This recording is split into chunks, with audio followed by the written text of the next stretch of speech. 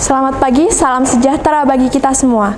Dewan Juri, tim moderator, tim panitia, serta para peserta LDBI 2020, saya ucapkan selamat pagi dan salam sejahtera bagi kita semua.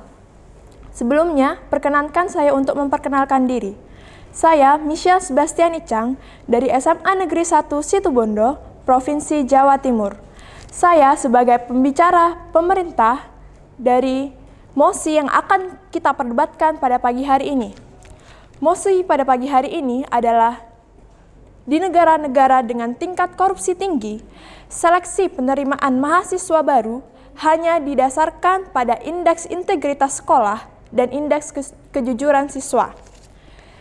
Sebelum saya menyampaikan argumen saya, ada 4 kata kunci yang akan saya jabarkan dulu pengertiannya. Yang pertama adalah korupsi. Korupsi adalah tindakan secara ilegal dalam menyalahgunakan kepercayaan publik yang guna untuk mendapatkan keuntungan pribadi. Yang kedua, indeks integritas sekolah adalah kinerja institusi sekolah berbasis kejujuran dalam melaksanakan proses pembelajaran. Yang ketiga, indeks kejujuran siswa adalah pengukuran kejujuran siswa selama mengikuti pembelajaran di sekolah. Dan yang keempat adalah mahasiswa. Mahasiswa merupakan sebutan bagi orang yang sedang menempuh pendidikan tinggi.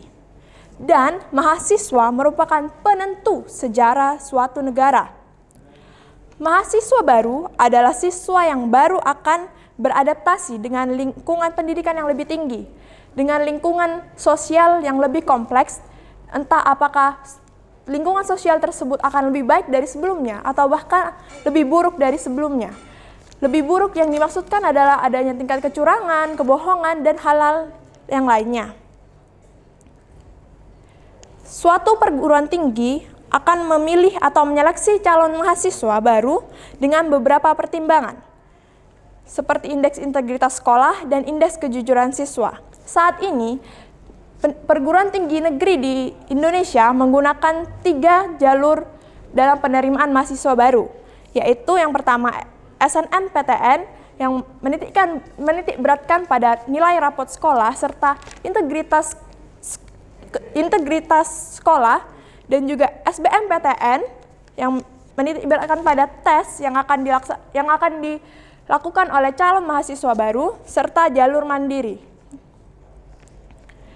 Dan dengan demikian saya menyatakan setuju dengan mosi ini, di mana seleksi penerimaan mahasiswa baru harus didasarkan pada indeks integritas sekolah dan indeks kejujuran siswa. Karena, maksud saya sebelumnya saya membatasi mosi ini hanya pada pendidikan di negara Indonesia. Alasan argumen saya adalah, pertama, kejujuran adalah hal yang penting. Dalam Undang-Undang Dasar Pasal 31 Ayat 3 mengamanatkan agar pemerintah mengusahakan dan menyelenggarakan suatu sistem pendidikan nasional yang meningkatkan keimanan dan ketakwaan kepada Tuhan Yang Maha Esa, di mana peningkatan ketakwaan dan keimanan kepada Tuhan Yang Maha Esa salah satunya adalah dengan sikap kejujuran. Maka dari itu, suatu sikap kejujuran adalah hal yang sangat penting dalam diri seseorang dan terutama para mahasiswa yang merupakan penentu sejarah bagi negara Indonesia. Perwujudan Undang-Undang Dasar Negara ini dilihat dari tingkat kejujuran sekolah juga. Maka dari itu, sekolah dan siswa harus bersikap jujur dalam segala hal. Yang kedua, dari data Kementerian Pendidikan dan Budaya, indeks integritas sekolah sangat menentukan seorang siswa diterima di perguruan tinggi atau tidak.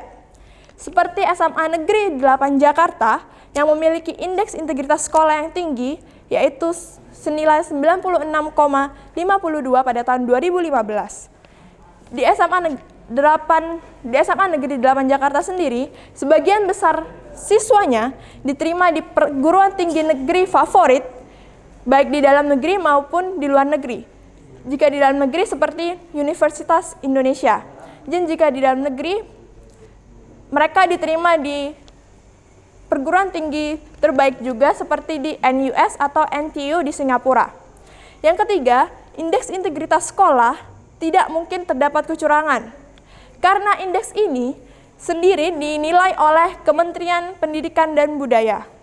Ketua Majelis Rektorat Perguruan Tinggi Negeri, Heri Suhardianto, mengatakan, indeks integritas sekolah akan memudahkan perguruan tinggi dalam menentukan kelulusan siswa.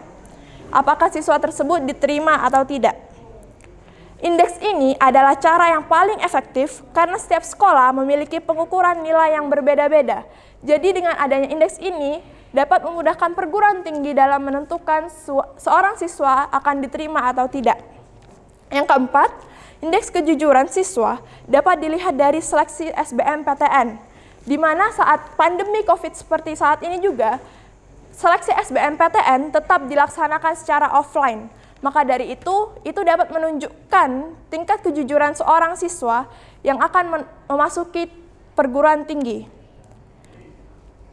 Maka dari itu, Kementerian Pendidikan dan Budaya harus lebih baik lagi dalam menentukan nilai indeks integritas setiap sekolah, agar indeks integritas sekolah dan indeks kejujuran siswa dapat menjadi tolak ukur penerimaan mahasiswa baru yang baik dan sangat relevan dengan kenyataannya.